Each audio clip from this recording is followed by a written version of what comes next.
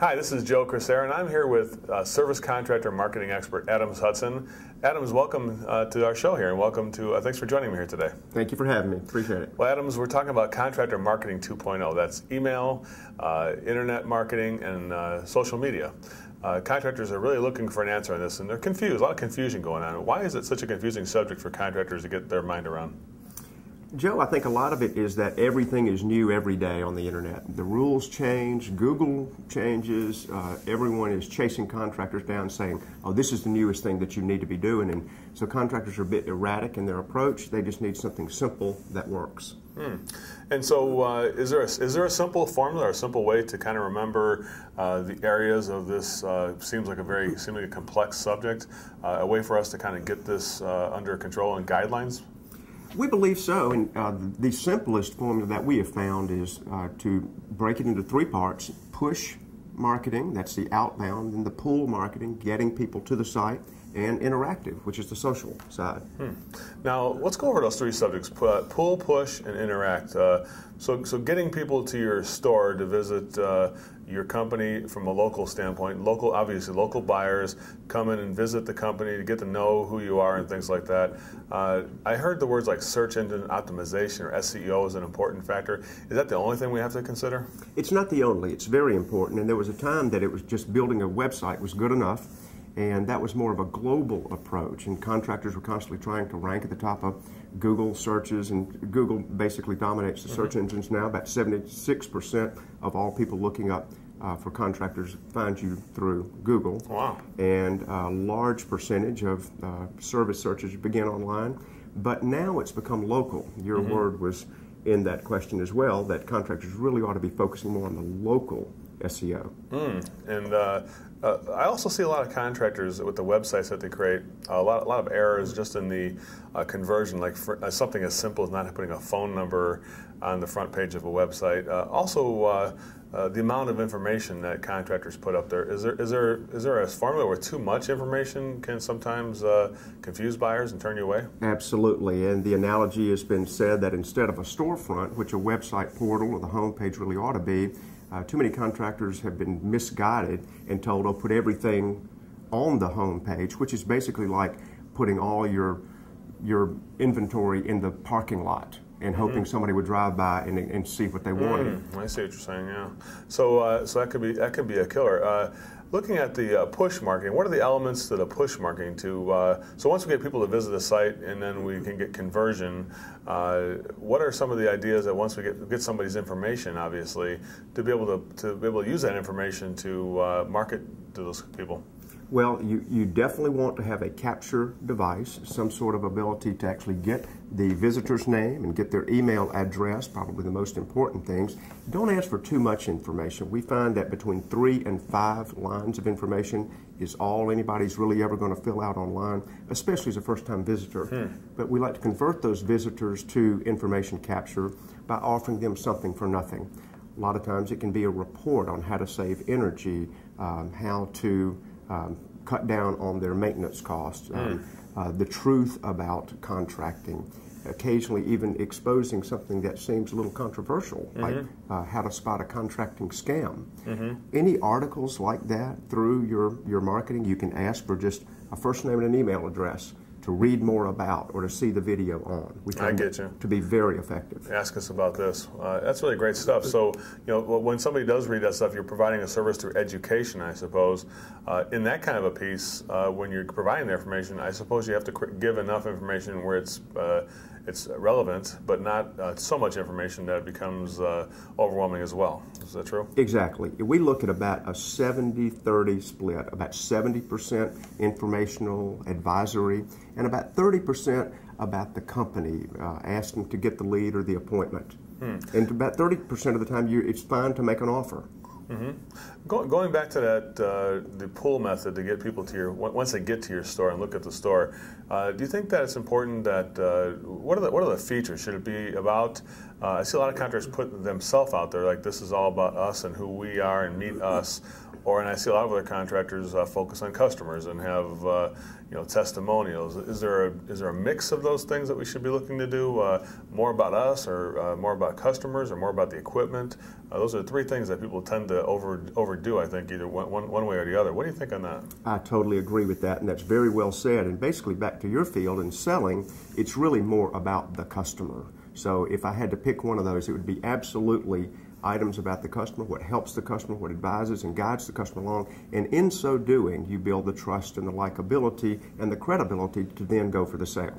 Yeah, because I guess nobody likes somebody who just brags about themselves and makes it a monument to themselves, right? Exactly, and these are the identical marketing and advertising rules that have persisted for eons. It's just that the website is a different media. It's no different. The principles are the same. Well, let's talk about the push. Once we have the information, people have come to the site, they've learned about how you help customers, signed up on the email list to be able to get the special report.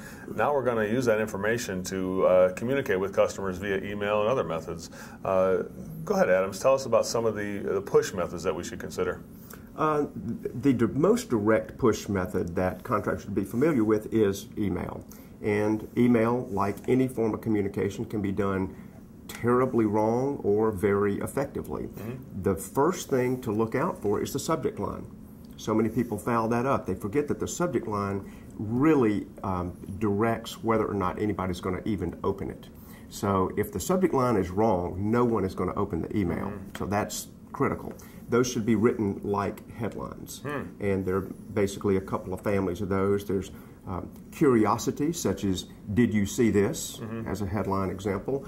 You can use an unfinished sentence. You can use an impending urgent situation, such as a very effective headline, subject line we've seen is, a mistake on your bill, question mark. People are going to open that. Yeah, that's definitely one open. And the from line used to be that the branding so-called experts said you should always put from your company, sort of building that branding. Wrong. The open rate on from the company is poor. It should be Sheila at or Joe at. It should be an actual person communicating, because it's a one-to-one communication tool. Yeah, otherwise it seems like a broadcast. It seems like a broadcast, and people spot that from a mile away. There are about 270 current spam words, common words that you see all the time: free, money, sell. A lot of those get tripped up in spam filters, which is why we've really begun to see much, much shorter emails leading the prospect through the message, and then click to go on the site, where it's way less dangerous. Well, the final area, if you don't mind moving to that, I mean, that's interesting about communicating in that way and all those different details you have to keep in mind. The interaction, once you're interacting with email, of course, that's just more or less a written interaction. Then there's some more personal interaction, getting to really know people one-on-one via social media. How could I'm confused as to how you can get that local approach to social media where you're not interacting with the wrong people. You're trying to find people who are relevant to you as a company, and that you're relevant to them too.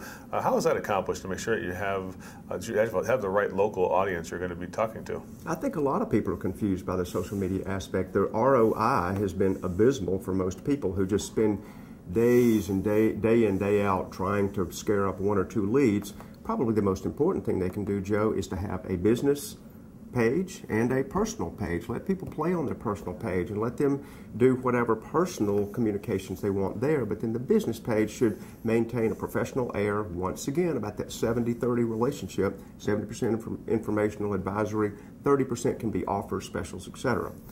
The neat thing about the social side is when I mentioned earlier about attracting people to the site through reports and special videos or audios, is that now the social side can point people to those. Here's a new video that we just filmed on, and whatever the topic is, if it's alluring, you will get traffic.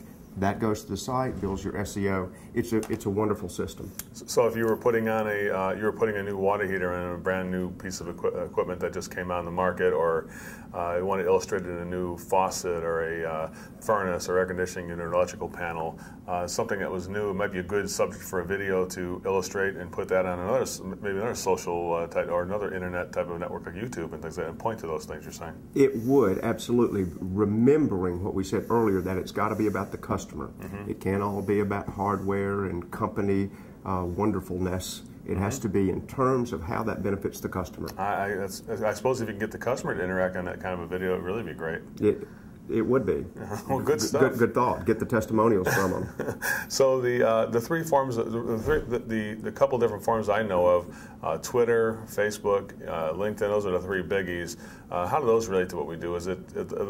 Let's talk about Twitter first, just briefly in these things. Twitter, is that really something that we're able to use to our advantage? It's an okay conversation starter.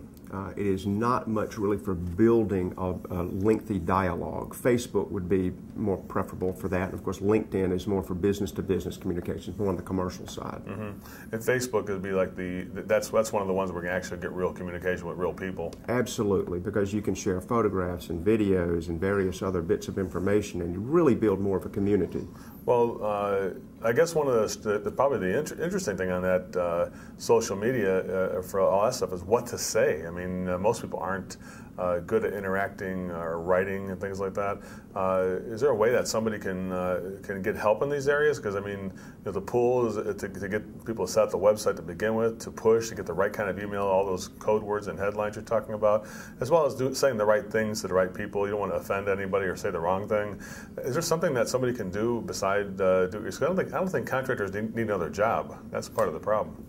I agree with that, exactly. Yep. And you know, it's why you and I aren't contractors. We do our jobs. Everybody's got their specialty.